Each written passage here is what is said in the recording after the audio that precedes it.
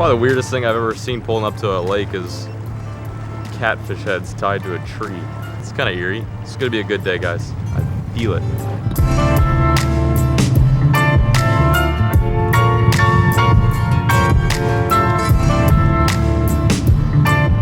No one's back here. That's the really good one. This is where things get active. Check out this water clarity. I haven't seen water like this since I moved out of the good old state of Illinois. This is good bed fishing material. Okay, let's find some mattresses. And what was it you said earlier? What kind of beds? What depth are we looking for these beds? 0 to 8. 0 to 8. I don't know if you guys can see all the way over there, but that's a bed. Right in front of those reeds. Rob just pointed that one out. See how it's kind of circular? It stands alone. It's real bright and distinct. If there's a fish on it, who knows? Someone could have already caught it, put it in their well. Could have caught it and spooked off. Could have gotten pushed off by bluegill. A lot of factors here. Just because you see a bed doesn't always mean there's going to be a fish feeding. Oh, and then we've pulled up on some grass, so cue the toad. Which one? That one? There's a bed right there. I see that bed. Grass, I see it. Yeah, I see it. See. Sure, it's a fish. I don't know. It's a dark spot. It's a dark spot. Oh no, it's a fish. That's a nice one. Yeah, it's a nice one. It's about a 3-pounder. Dude, but what we were looking at was a log, but there was a fish. Was. The problem is we just can't see, but there is a fish. Do you want her? You get it. Rob and I were looking at the log thinking it was a fish, and we're like, oh no, there's no fish there. And then as soon as we start pulling off, a 3-pounder comes out of nowhere. There he is. There he is. Okay. This one's catchable for sure. There she goes. Oh, she's rushing it. She's rushing it. Look how fast she come in. Watch. Dude, you should catch you on this one. Hold on. No, stay. I'm trying. I got her. She's like wants it but doesn't want it. Oh, I got her. Oh, got her. What the heck? That's a good one. Did you see that? Yeah. I didn't know she picked it up. It's given. Ah. Whoa! Did you see her eat? Yeah, dude. I didn't see her eat. You didn't say anything. You should have said something if you saw her eat. First bed fish of the day. That's about a 4-pounder. Yep. Teamwork. Shout out to Rob for being the assistance on that one. They come off the bed, they get back in the water fast. There she goes.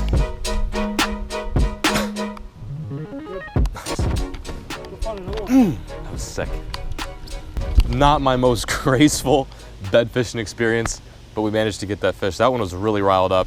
Looked like it had a pretty clean mouth too. I don't think that fish had been caught before. It was, yeah, beautiful, beautiful fish. Probably high 4-pound Texas LMB. That was freaking awesome.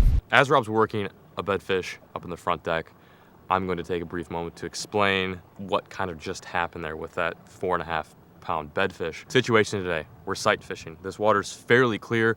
We're rolling up to these grass patches, we're rolling up to these areas where there's some sandy consistency, and we're just looking for beds. The whole kind of scenario there is I started off with a white tube. It was actually this white tube right here, which generally is a pretty good bed bait, but not all the time.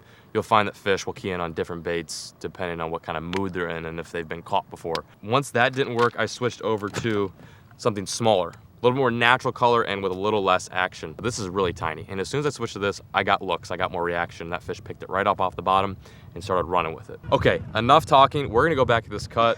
Rob's viewer actually said there's about a 7 or 8 pounder back there, and he gave us a good location. Let's see if we can find some more bed fishing.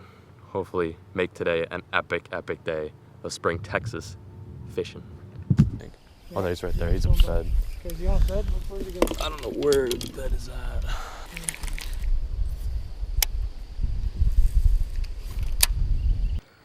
Pitch it on the backside of that one and hit it. See the one on? Yeah, that one right there. Oh, I see her. Down, yeah. I see her. No, that's a smaller one. Nope. Can... Oh. Check her. She had it. She had it? Yeah, I mean, you're going to get her for sure. Why, did it just shrink or is it me? She's just shrink. No, I think she's just in a shadow right now. She's a good fish. It's like stalking a lion in the brush. You have to be very stealthy. Stealth is key. She's turning. She's looking at it. Yeah. Uh-oh. There she goes. Does she have it? Nope. I thought she had it. Wait, hold on. She's still looking. She's looking. Oh, come on. Take it. Oh, you nasty. Oh, does she got it? She's got it. Oh, my. Did you get broke off? Oh, my God. She thinks she's hooked. She thinks she's hooked. John, are you broke off? Tell me you're broke off. Like butter.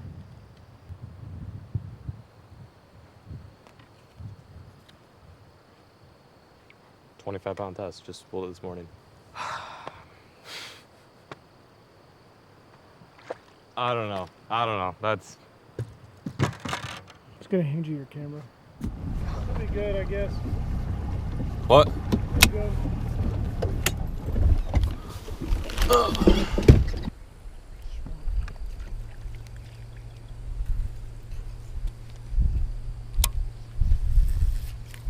Oh God. What? What the heck was that all about? Dude, look how this fish ate it. I just pitched to what I thought was, I don't know what I thought that was. That was crazy awesome. Well, I got one question. That question is, do you think that fish freaking wanted it? Holy smokes. We're just cruising down this bank looking for, of course, more beds, and I just pitched to a grass patch, and I see this fish come out of nowhere and just chase down my creature. Holy freaking smokes, dude. That's a pretty fish for sure. That was a fun catch. About a 4-pounder. See you, bro. Whew. All right, we've exhausted this cut. Now we're gonna move on to another. That was fairly successful, other than the fact that I absolutely smashed a 4-pounder's jaw. Still really sore from that experience. Okay.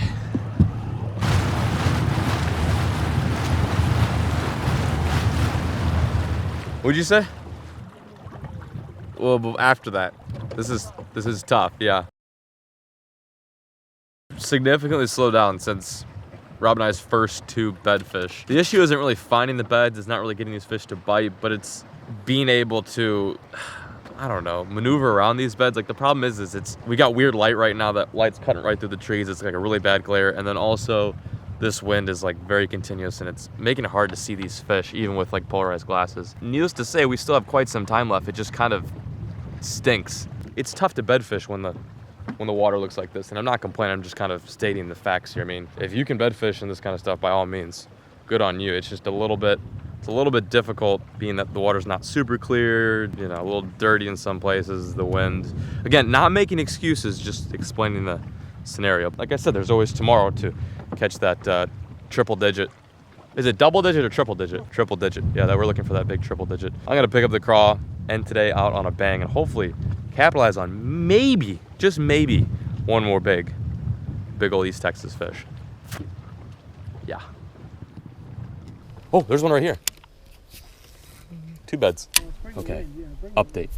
Bed fish right there. Bed fish right there. Rob's gonna work that one. I'm gonna work this one behind me. I got mine. I gotta get mine over a log too. Yeah, look at that. We both have to get ours over a log. Are you kidding me? This is crazy. This is so freaking cool. Rob and I have like pretty much identical bedfish. Oh, there he is. And they're both in similar scenarios. He's got to get his over a log. I got to get mine over a log. Mine's looking at it right now. I should probably pay attention. You butthead. Didn't even open up. I freaking thought he was going to eat it. How crazy it would be if we both got bit at the same time. I'd poop myself. Well, that didn't sound good. That's what you call a swing and a miss, folks. I don't really know if that was an eat, honestly. He just kind of went over it. Okay. Now, all you need to do is just turn. I'm going to let that bait sit there. That fish is really relating to the edge, like the left edge of the bed. It's a big bed. Oh, nice. Oh, I got him. I thought it was snagged to the freaking log and the fish just got it in his mouth. That was goofy. Again, I'm not really seeing these fish eat it. It's just out of nowhere. Here's how you can tell if a fish has been caught before on a bed. That guy's got a real messed up jaw. Poor dude. God, he got tore up. Someone really mishandled him. Nice one. Back in the water. Let's go over there before we, so we have some light.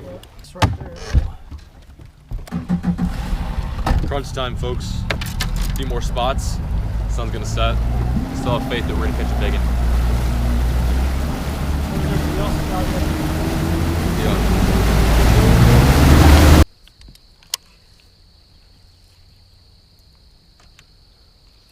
She is very shy. She's very cross shy right now. I don't freaking blame her either. Damn good fish, man. I would love to catch. Oh, there she is. Here we go.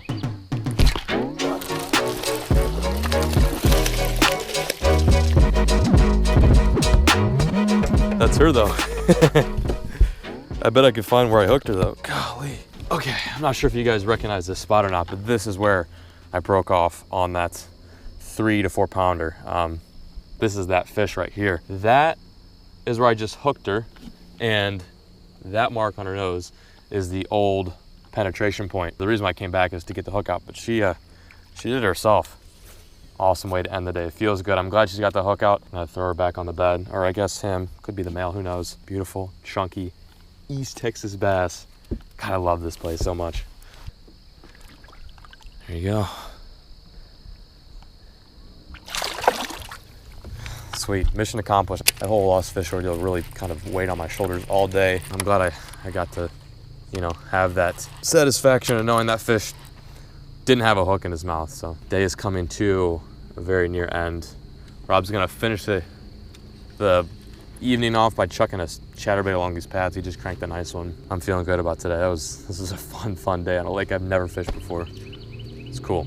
Texas is where it's at.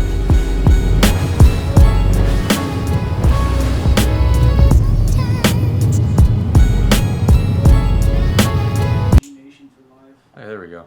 All right, Rob and I are chilling at the hotel now. We're unwinding a bit. Just had a really great dinner at Outback Steakhouse. Huge shout out to Outback Steakhouse. But I wanted to talk to you guys about the rod that I used today and the 2 baits that I kind of relied on, being that I didn't really use anything else. I had probably like 7 rods on the boat and none of them saw any action other than this one right here. This right here is a 7.5 heavy action casting rod. With that, I've got an older size 200 casting reel, and the reason why I have an older size 200 caster on here is so I could fit heavier line. The line I was using on here was 25-pound test. You guys actually got to see that get snapped in half. She got it. She's got it.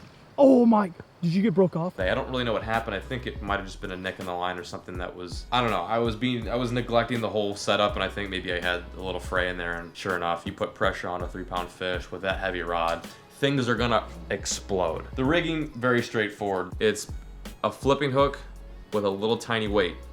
These two almost don't even really go together because the weight's so small in comparison to that giant shark hook. I know it seems a little overkill, as does the whole setup, but for those of you guys who've never done this type of fishing before, I mean, you really need this kind of stuff. I know a lot of people think, oh my God, you using 25-pound test? I use 10-pound test to catch flathead catfish. Yeah, well, I don't know what to tell you. That's how it works. That's how we do it. I don't know what to say. You know what to say? I don't know. It's important to have a light weight so that bait has a slow rate of fall and a heavy hook for when you catch that, 10-pounder, so it doesn't bend you straight. 2 baits I used. 1 big, 1 small. This one has 4, I can count. This one has 4 appendages, this one has 2.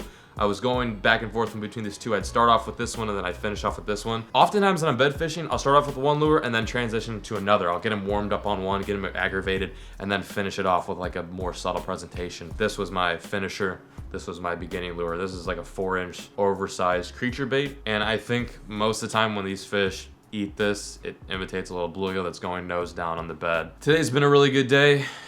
Huge shout out to that guy over there for taking me out on his boat. I am not an East Texas dude. I am not a Texas dude. I'm not a Southern dude. I grew up in the suburbs of Illinois, so I was very much out of my element today, and it was still a lot of fun to catch these fish. I know I said before I left the lake that I had a very good idea for what I want to do tomorrow, and I'll just kind of leave you with this. I'll leave you with a little preview. What tomorrow's video is going to consist of is possibly breaking a record and possibly catching a big fish on a fly rod. That's all I'm gonna say. I'm gonna set that up for tomorrow's video. Check it out once it's posted. I don't know when it's posted, but be sure to check it out. Thank you guys so much for watching. I hope you enjoyed. Get out there, do some springtime fishing, because now is the time to do so. Be safe, catch big fish, and as always, keep fishing. Never stop.